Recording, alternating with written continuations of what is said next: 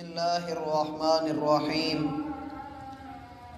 وَأُزْلِفَتِ الْجَنَّةُ لِلْمُتَّقِينَ غَيْرَ بَعِيدٍ هَذَا مَا تُوعَدُونَ لِكُلِّ أَوَّابٍ حَفِيظٍ مَنْ خَشِيَ الرَّحْمَنَ بِالْغَيْبِ وَجَاءَ بِقَلْبٍ مُنِيبٍ ادْخُلُوهَا بِسَلَامٍ ذَلِكَ يَوْمُ الْخُلُودِ لَهُمْ مَا يَشَاءُونَ فِيهَا وَلَدَيْنَا مَزِيدٌ۔ حضرات ذی وقار، محترم سامعین و سامعات،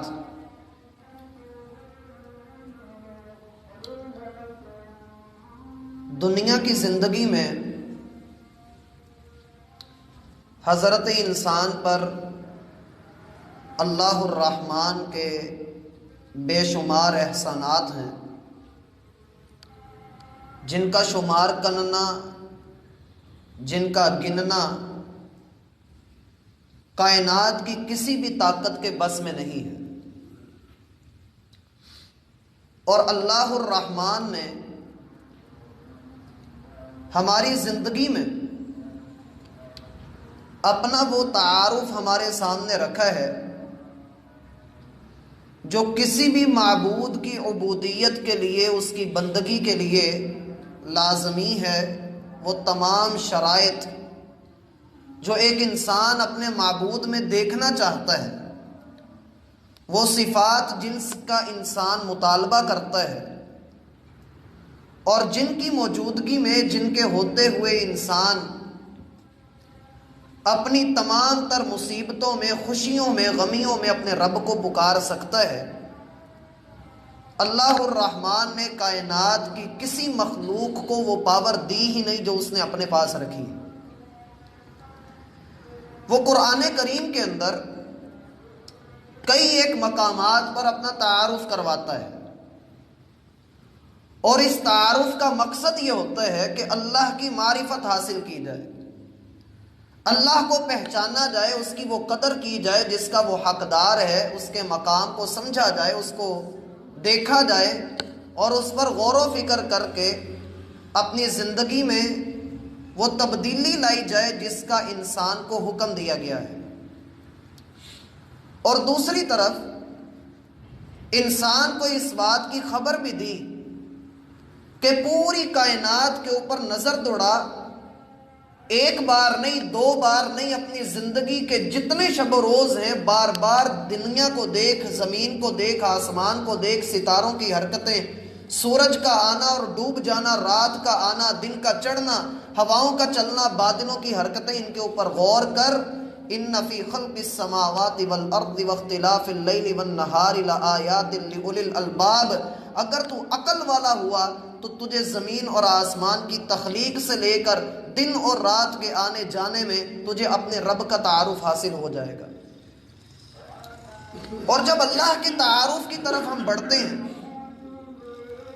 تو ہمیں قرآن کریم ایسی ایسی جگہوں سے گزارتا ہے، ایسا ایسا تعارف دیتا ہے، ایسی ایسی ہمیں معرفت دیتا ہے کہ اگر ہم غور کریں، آج دنیا کے اندر جتنے بھی شرک و بدعات ہیں، دنیا میں جتنے بھی غیر اللہ کی پرستش کی جا رہی ہے، اس میں اللہ سبحانہ و تعالی نے کوئی ایک بھی ایسی صفت نہیں رکھی کہ وہ لوگوں کے کام آ سکے۔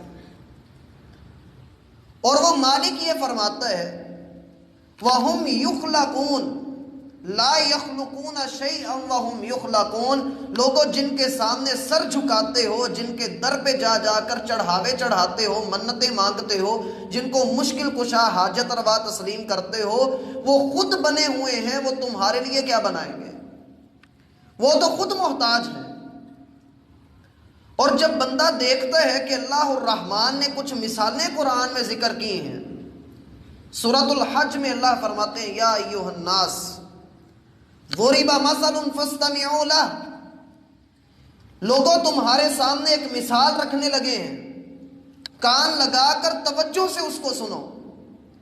ان الذین یدعون من دون اللہ، وہ لوگ جو اللہ کے سوا دوسروں کے در پہ سر جھکاتے ہیں، وہ لوگ جو اللہ کو چھوڑ کے کسی اور کو اپنا ملجا و ماوا تسلیم کرتے ہیں، وہ جو کسی اور سے اپنی حاجت روائی کرواتے ہیں، وہ جو کسی اور کے نام کی اطاعت کرتے ہیں، وہ جو کسی اور کے سامنے جا کر سر سجدے میں رکھ دیتے ہیں، وہ جو اللہ سبحانہ و تعالیٰ کو چھوڑ کر کسی اور کی اطاعت کرنے لگ جاتے ہیں، ان لوگوں کی مثال سنو۔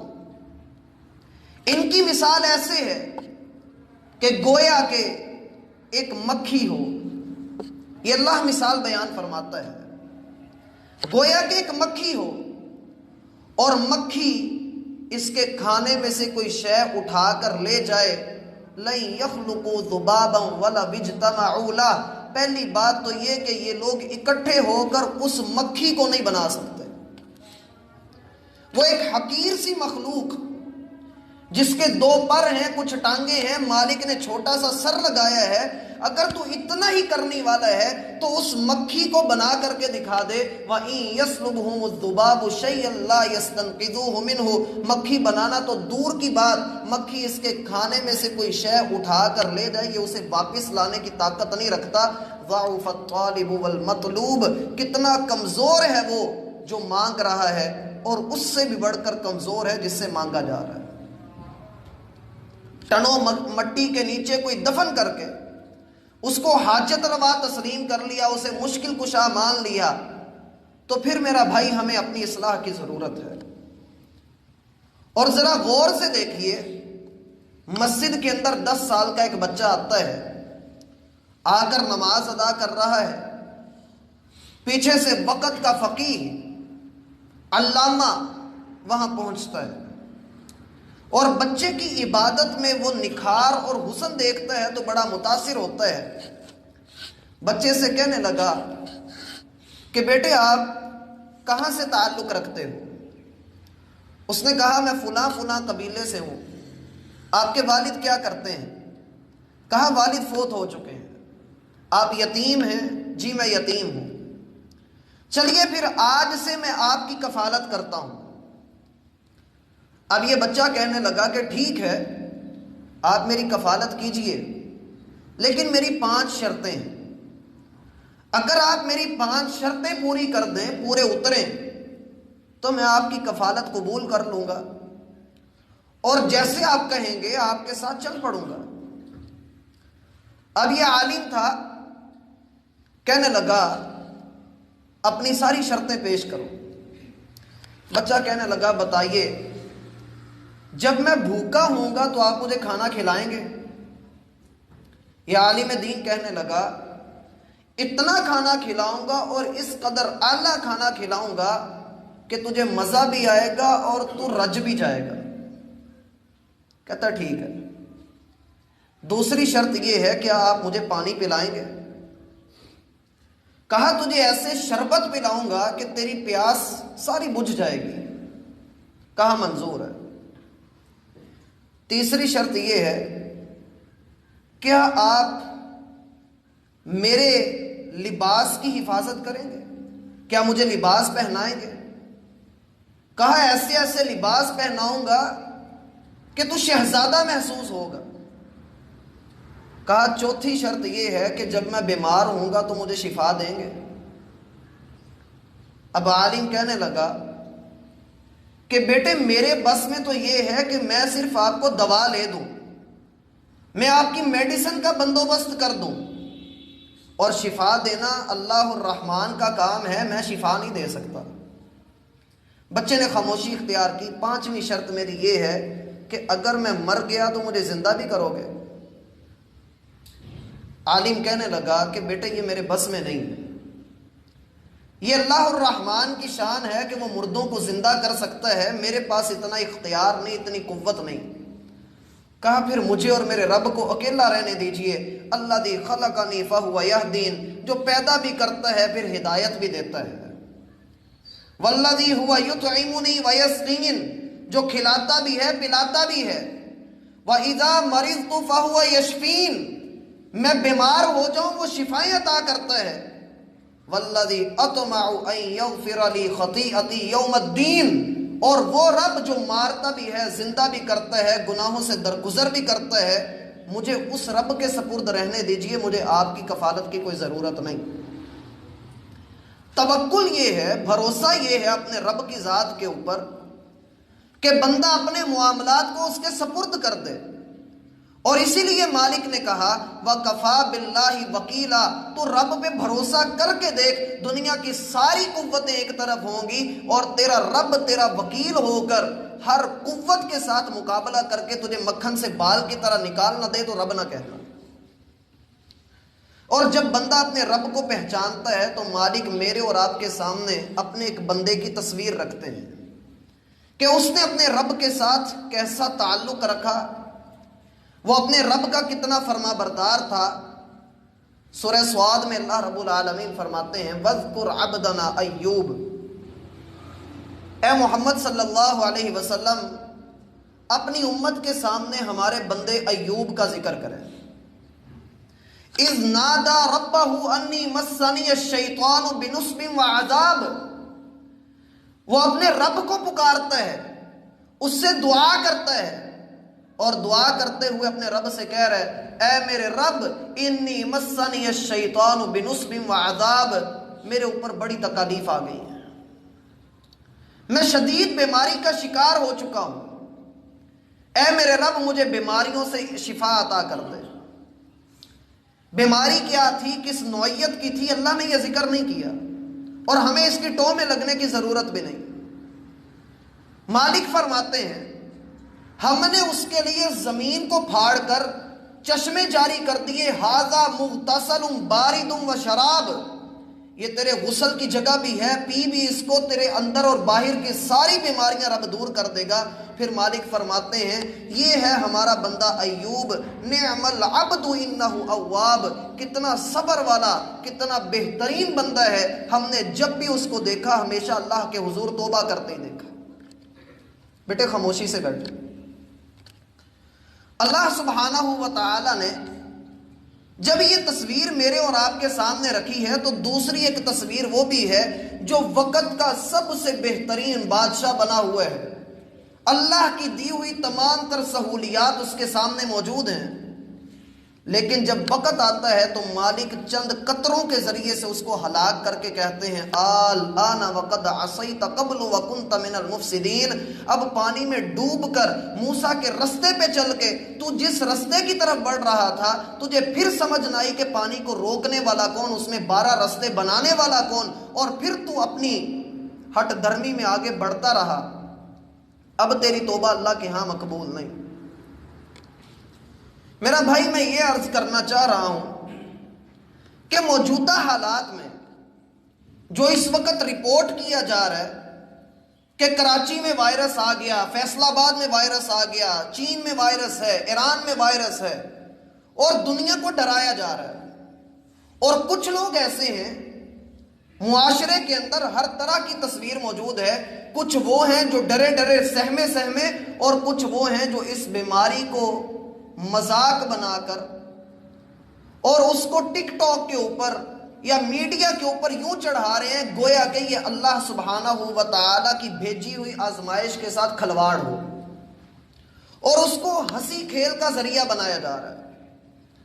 بیماریاں آنے کے کئی ایک اسباب ہو سکتے ہیں، جیسا کہ ایوب علیہ السلام کو اللہ نے آزمایا، یہ بیماری آتی ہے مجھے اور آپ کو آزمانے کے لیے، اس کے ذریعے سے بندے کے گناہ بھی دور ہوتے ہیں اور بندے کے درجات کو بھی بلند کیا جاتا ہے، اور اللہ سبحانہ و تعالی اس کی نیکیوں میں اضافہ بھی کرتے ہیں، ایون کہ بندے کے پاؤں میں کانٹا بھی چبھتا ہے تو اللہ اس کے بدلے میں بھی بندے کو اونچے اونچے درجات عطا کرتے ہیں۔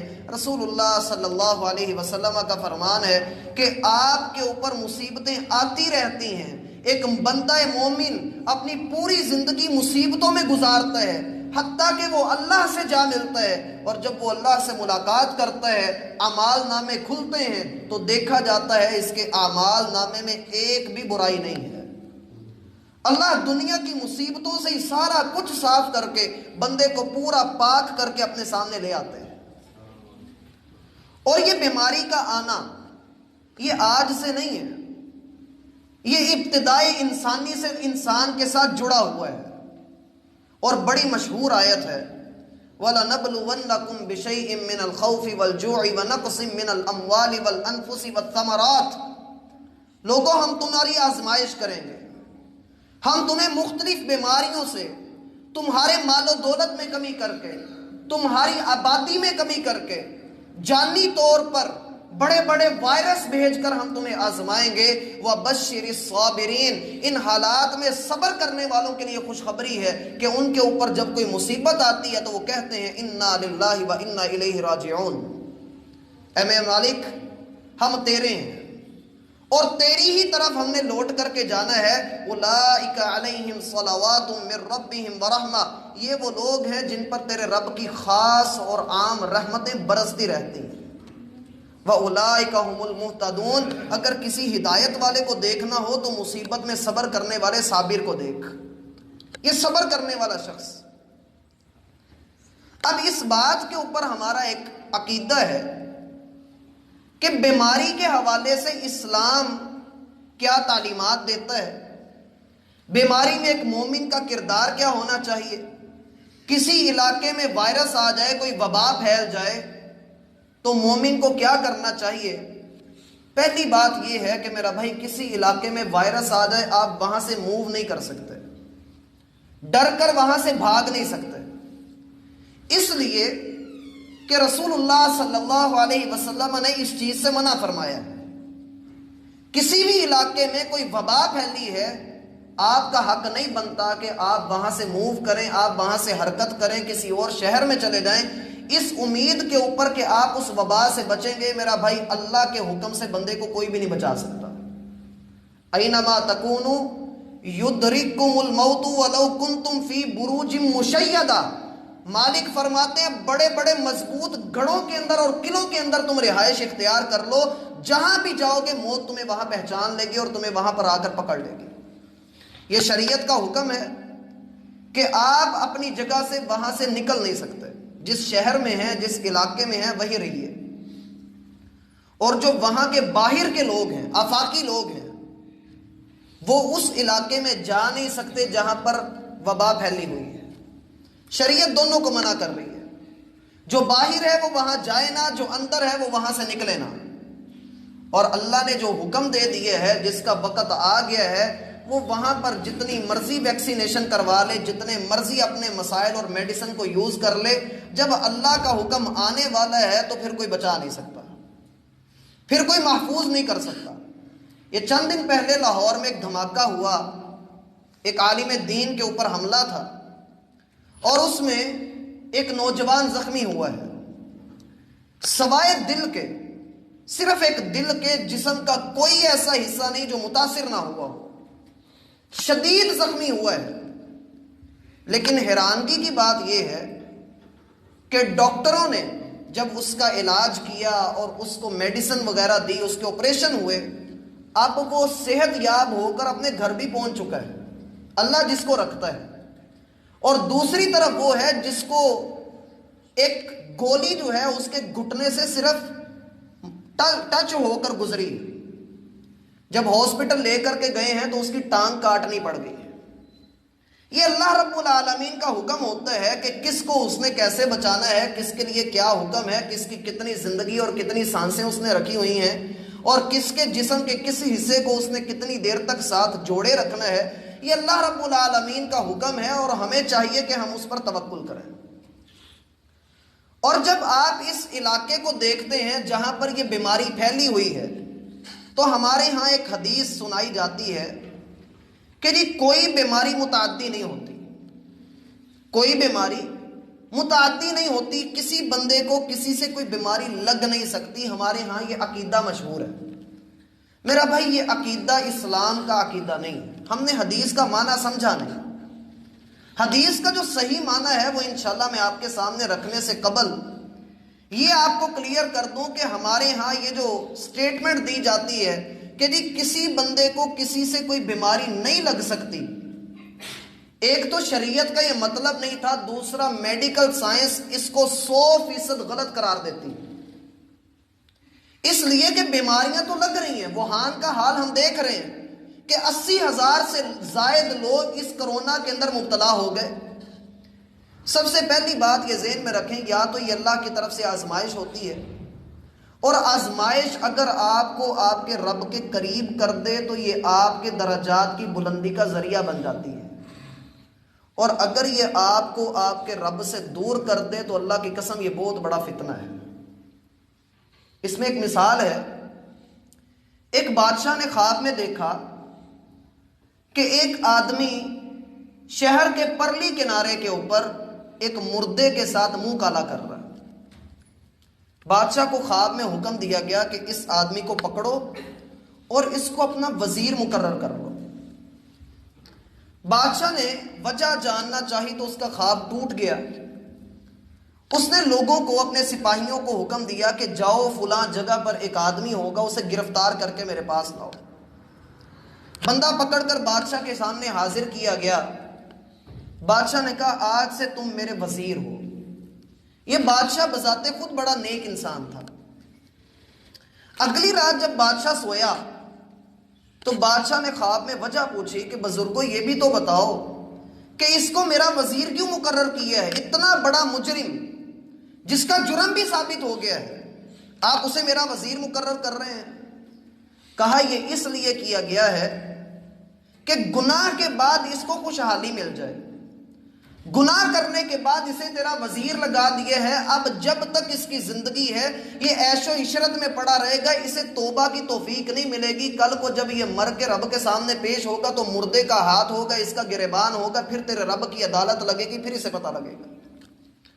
گناہ کے بعد کسی خوشحالی کا آ جانا، گناہ کے بعد دنیا کا کھول دیا جانا، میرا بھائی یہ اللہ کی سنت ہے۔ اللہ پہلے چھوٹے موٹے عذاب دے کر بندوں کو سمجھاتا ہے، چھوٹی چھوٹی آزمائشیں بھیج کر بندوں کو وارن کیا جاتا ہے کہ سمجھ جاؤ سمجھ جاؤ، تھوڑی تھوڑی تنگیاں بھیج کر۔ اللہ فرماتے ہیں فَأَخَذْنَاهُمْ بِالْبَأْسَاءِ وَالضَّرَّاءِ لَعَلَّهُمْ يَتَضَرَّعُونَ۔ ہم ان کے اوپر جسمانی بیماریاں بھیجتے ہیں، ہم ان کی تجارت کے اندر کمیاں کر دیتے ہیں، ان کو رزق سے ہم آزماتے ہیں۔ لَعَلَّهُمْ يَتَضَرَّعُونَ، کاش کہ وہ لوگ گڑ گڑانا شروع کر دیں، تقوی اختیار کر لیں، ایمان لے آئیں، اپنی اصلاح کر لیں۔ اولا یرون انہم یفتنون فی کل عام مرۃ او مرتین، اور تیری آنکھوں نے دیکھا نہیں کہ سال میں ایک یا دو مرتبہ تیرے اوپر کوئی بڑی آزمائش آتی ہے لیکن پھر بھی تو توبہ نہیں کرتا، تو نصیحت نہیں پکڑتا۔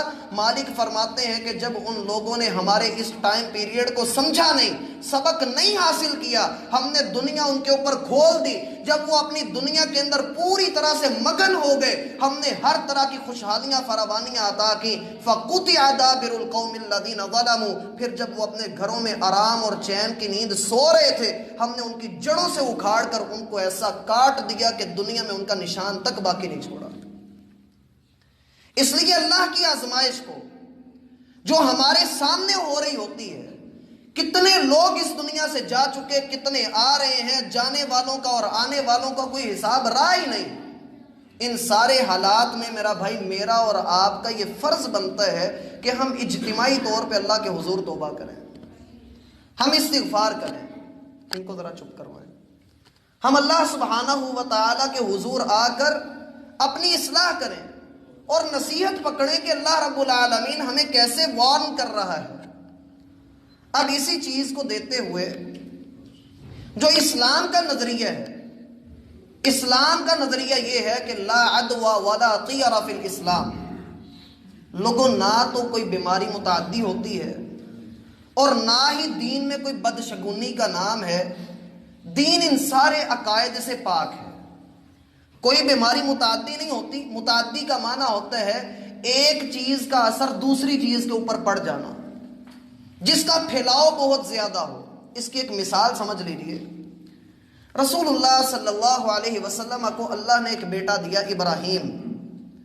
یہ بیٹا 18 ماہ کی عمر میں فوت ہو گیا، اور کیفیت حالت یہ ہے کہ جس دن یہ فوت ہوا، ہماری حالت تو یہ ہوتی ہے نا کہ اگر راہ چلتے ہوئے بادلوں کی کوئی شکل بن جائے، کوئی نام لکھا جائے اور جس کا لکھا جائے ہم اس کی عقیدت کے قائل ہو جاتے ہیں، ہم مان لیتے ہیں کہ یار بندے میں کچھ دم خم ہے، بادلوں میں اس کا نام لکھا گیا، گھر میں روٹی پکاتے ہوئے کوئی اس کے اوپر نقش و نگار بن جائے، آم کے اوپر اللہ محمد یا کسی کا نام لکھا ہے تو ہم اس کی عقیدت کے قائل ہو جاتے ہیں، اور جس کے گھر میں وہ آیا ہوا ہوتا ہے ہم اس کو بھی پیر مان لیتے ہیں۔ میرا بھائی، اس دنیا کا سب سے بڑا مرشد محمد مصطفیٰ صلی اللہ علیہ وسلم کا بیٹا فوت ہوتا ہے اور سورج کو گرہن لگ جاتا ہے، بیماری کا اثر اور اس بچے کی وفات کا اثر اگر لینا ہوتا تو محمد الرسول اللہ صلی اللہ علیہ وسلم کے پاس بھرپور موقع تھا۔ آپ دنیا کو مخاطب کر کے کہتے، دیکھو تم مجھے مجنون کہتے ہو، تم مجھے شاعر کہتے ہو، تم مجھے جھوٹا کہتے ہو، دیکھو آسمان کا سورج بھی میرے غم میں کالا ہو گیا ہے۔ موقع تھا کہ آج سید زیادہ دنیا سے گیا ہے، لیکن محمد الرسول اللہ صلی اللہ علیہ وسلم نے غم کی اس کیفیت میں بھی عقیدہ نہیں چھوڑا، نہ عقیدہ چھوڑا ہے نہ عقیدہ چھوڑنے دیا ہے۔ لوگوں کو اکٹھا کیا اور کہا ان الشمس والقمر آیتان من آیات اللہ، لوگوں یہ سورج اور چاند اللہ کی دو نشانیوں میں سے کچھ نشانیاں ہیں، یہ اللہ کی نشانیاں ہیں۔ لا ينکسفان لموت احد ولا لحیاتہ، نہ کسی کی موت سے کالی ہوتی ہیں نہ کسی کی زندگی سے یہ بے نور ہوتی ہیں، ان کا میرے بچے کی وفات سے کوئی تعلق نہیں ہے۔ بیماری متعدی نہیں، وفات متعدی نہیں۔ مالک فرماتا ہے، حدیث میں ہے، حدیث قدسی ہے، کہ اگر ساری دنیا تیرے خلاف اکٹھی ہو جائے، لَوِ اجْتَمَعَتْ عَلَىٰ أَن يَضُرُّوكَ، پوری دنیا بھی اکٹھی ہو جائے کہ تجھے نقصان پہنچانا ہے، لم یکتب لک، تیرے رب نے تیرے لیے وہ نہیں لکھا، پوری دنیا بھی تیرا بال بیکا نہیں کر سکتی، جیسے رب نے ابراہیم کو دہکتی ہوئی آگ میں بھی ٹھنڈے اور سلامتیاں عطا کر دی۔ اور دوسری طرف لَوِ اجْتَمَعَتْ عَلَىٰ أَن يَنفَعُوكَ، اگر پوری دنیا اکٹھی ہو جائے کہ تجھے کوئی فائدہ دینا ہے، رب نے تیرے لیے نہیں لکھا، تو کائنات کے رب کی قسم ہے کہ تجھے وہ فائدہ نہیں پہنچ سکتا۔ جو آپ کا نصیب ہے وہ دو پہاڑوں کے درمیان میں موجود ہو میرا بھائی، وہ آپ کو مل کے رہنا، اور جو آپ کا نصیب نہیں ہے وہ آپ کے دو ہونٹوں کے درمیان بھی ہو تو نہیں ملتا۔ بیماری متعدی نہیں ہوتی۔ اس کا معنی کیا ہے؟ اسلام جو یہ سٹیٹمنٹ آپ کو دے رہا ہے، لا عدوہ، بیماری کوئی متعدی نہیں، متعدی ہونے کا کوئی عقیدہ اسلام میں نہیں۔ اس کا معنی یہ ہے کہ آپ یہ نہ سمجھیں کہ مجھے بیماری اس بندے سے لگ گئی ہے، یہ نہ سمجھیں بیماری کیسے لگتی ہے، کیوں لگتی ہے، یہ اللہ کے حکم سے لگتی ہے۔ آقا علیہ الصلاۃ والسلام نے احتیاط کرنے کا حکم دیا ہے، آپ احتیاط کیجئے۔ اور عقیدے کی وضاحت آپ نے کیسے کی؟ آپ علیہ الصلاۃ والسلام نے منع کیا کہ جس اونٹ کو خارش ہے، جس اونٹ کو خارش ہے، آپ اسے باقی اونٹوں میں نہیں لے کر جائیں گے، منع کر دیا، آپ اس کو باقی اونٹوں میں نہیں لے کر جائیں گے۔ کہا ہے اللہ کے رسول آپ خود ہی کہتے ہیں بیماری متعدی نہیں ہوتی، اور یہاں آپ خود منع کر رہے ہیں۔ آپ علیہ الصلاۃ والسلام نے فرمایا کہ میں ابھی بھی یہی کہتا ہوں کہ بیماری متعدی نہیں ہوتی، لیکن اگر اللہ کا حکم ہو تو بیماری پھیل بھی جاتی ہے۔ لوگوں نے پوچھا اللہ کے رسول، ایک اونٹ کو خارش لگی، پھر دوسرے کو لگ گئی، تیسرے کو لگی، چوتھے کو لگی، پورے اونٹوں کا ریوڑ ہی خارش زدہ ہو گیا۔ آپ نے فرمایا اس اونٹ کو کس سے لگی؟ کہنے لگا اس سے لگی۔ اس کو کس سے لگی؟ کہا اس سے لگی۔ اس کو کس سے لگی؟ آخر پہ جب ایک اونٹ پہ پہنچا تو کہا اس کو خارش کس نے لگائی تھی؟ جب جواب نہیں آیا تو کہا میرے رب نے اس کو خارش لگائی تھی۔ کائنات میں جتنی بھی بیماریاں ہیں، جتنے بھی معاملات ہیں، وَمَا هُمْ بِضَارِّينَ بِهِ مِنْ أَحَدٍ إِلَّا بِإِذْنِ اللَّهِ، اللہ فرماتے ہیں کوئی بندہ کائنات میں کسی کو نقصان نہیں پہنچا سکتا جب تک تیرے رب کا حکم نہ ہو۔ اس لیے اس معاملے کو سمجھ لینا چاہیے کہ بیماریاں متعدی نہیں ہوتی۔ احتیاط آپ اپنے طور پر کریں، جتنی آپ احتیاط کر سکتے ہیں کریں، لیکن کچھ شرائط شریعت نے مقرر کی ہیں کہ آپ اس علاقے سے نکل نہیں سکتے، اگر وہاں موجود نہیں ہے تو وہاں آ نہیں سکتے، اور آپ کسی بھی بیماری کو متعدی نہ سمجھیں۔ اس کے بعد رسول اللہ صلی اللہ علیہ وسلم کی ایک حدیث میں نے چند خطبات پہلے بھی سنائی تھی اور پھر اس کو سنا رہا ہوں۔ رسول اللہ صلی اللہ علیہ وسلم کا فرمان ہے کہ جب کسی قوم میں فحاشی عام ہو جائے، جب کسی قوم میں فحاشی عام ہو جائے، فحاشی کا یہ مطلب نہیں کہ انسان بے لباس ہو جائے، فحاشی کا یہ مطلب بھی ہے کہ گند بولنا شروع کر دیا جائے، فحاشی کا یہ مطلب ہے کہ گند سننا شروع کر دیا جائے، گند دیکھنا شروع کر دیا جائے، گند کی طرف چل کر جانا شروع کر دیا جائے، اور کچھ نہیں تو دل میں گند کو پسند کرنا شروع کر دیا جائے۔ جب ایسا ہونے لگ جائے تو پھر دیکھو اللہ ایسی بیماریاں تمہارے اوپر بھیجے گا کہ جو تم سے پہلے لوگوں میں نہیں تھی، اور ہم دیکھ رہے ہیں۔